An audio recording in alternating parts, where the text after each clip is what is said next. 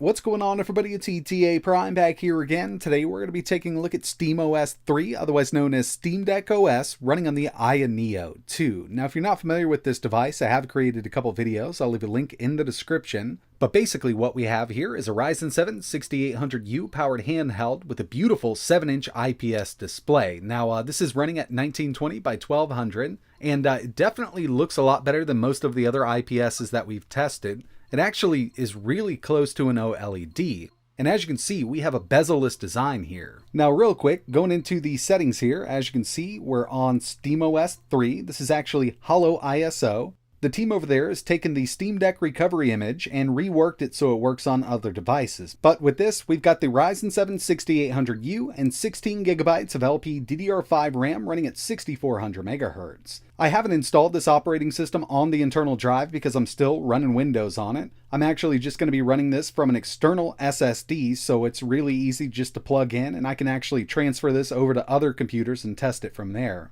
Now, I do want to mention that, this operating system was never intended to be run on the AYANEO 2, and I'm kind of doing this at my own risk here. Everything's working except for kind of a hotkey to bring up the on-screen Steam Deck performance menu, because in SteamOS 3, there's no way to map that button, and on the AYANEO 2, we don't have a Steam button or an Xbox button to bring it up, but we can tap on that battery icon, and we can set up the performance menu. We can use system-wide FSR. The only thing that's not working from that menu is TDP control, at least from the stock menu that we use with the Steam Deck. But luckily, there are some third-party developers out there who've come up with some really awesome stuff, like HandyPT, otherwise known as Handy Power Tools, and basically what this allows us to do is adjust the APU settings on other devices besides the Steam Deck. We've got TDP control from 5 watts up to 35. We can also turn off CPU boosting and multi-threading. And for this video, we're going to be testing a lot of the stuff at 15 watts. I really want to see how it compares to the Steam Deck at 15 watts.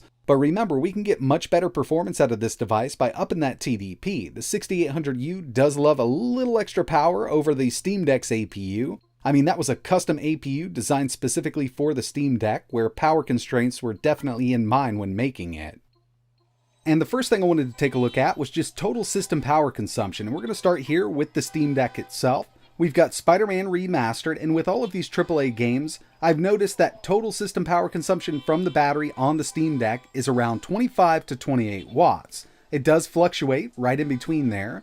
As you can see, it's right around 26 to 27, and I'm just using the stock Steam Deck preset. Now this has a 45 watt-hour battery, and while we're pulling that much wattage from the battery, basic math tells us that we can get around 80 to 90 minutes of battery life out of it at around 26 watts. Remember, what we're looking at right now is not just the CPU's TDP. This is total system power consumption. That's including everything on the Steam Deck.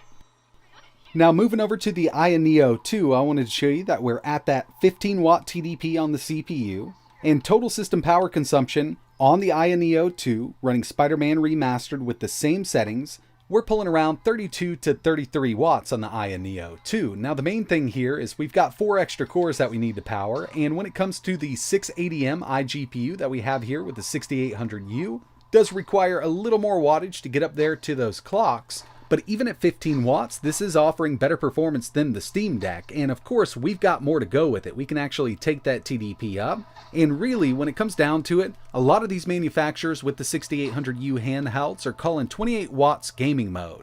Of course our battery is going to die much faster, but the AYANEO 2's battery is a bit bigger, coming in at 50.25 watt hours, so really when we're looking at both of these devices, around 80 to 90 minutes of runtime at 15 watts.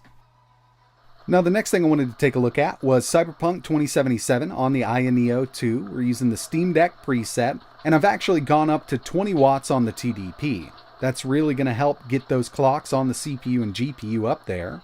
And instead of running at around 35 FPS, we're really close to 60, and we can stretch 60 out of this. We will need to take some of those medium settings down and go up to about 23 watts on the TDP, but yeah, I mean, we could run this at 60 if we wanted to.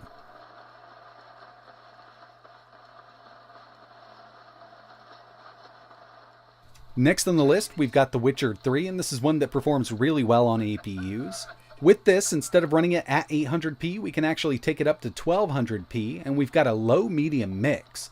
The TDP is set at 23 watts, and we've got VSync or frame cap off on this game, so turning that back on will allow us to get a little better battery life out of it. Right now with VSync off, it just kind of has to go over that threshold and pull a little more from the CPU and GPU to get over 60 FPS.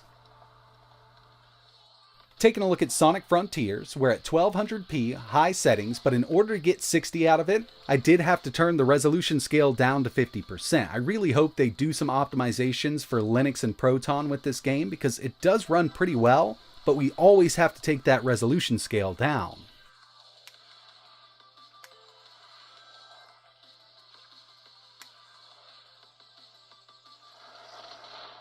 Here's Doom Eternal, and this one just works really well in Linux. We're at 1200p medium settings and we can get well over 60 FPS out of it. Again, VSync is off, so we could limit that power by a bit turning VSync on, and it would play this at 60 all day long.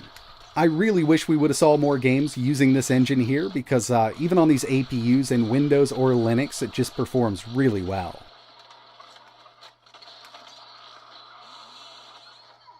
I also wanted to throw a fighting game in here, so we've got Injustice 2, 1200p medium settings, and I'm not exactly sure why this isn't Steam Deck verified. I guess it's just an older game and not a lot of people are buying it. But even on the Steam Deck with lower settings, this works out really well at 800p.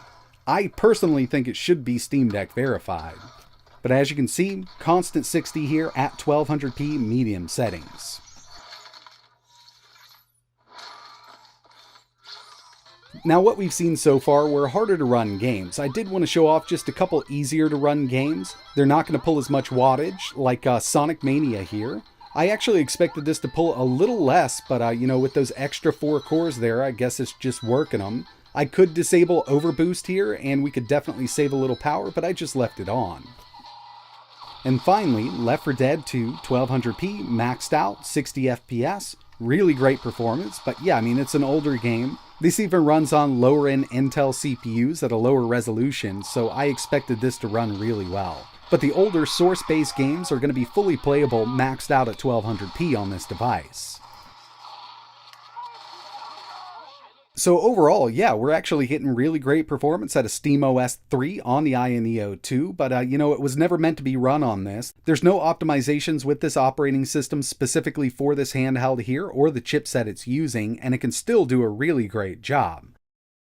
Aya does have their own Aya OS coming out, and I really hope I can get my hands on an early copy to take a look at it. It does look great. It's based on Linux. We're going to have a really nice little game launching interface, and all of the optimizations we need for their handhelds will be implemented with that operating system.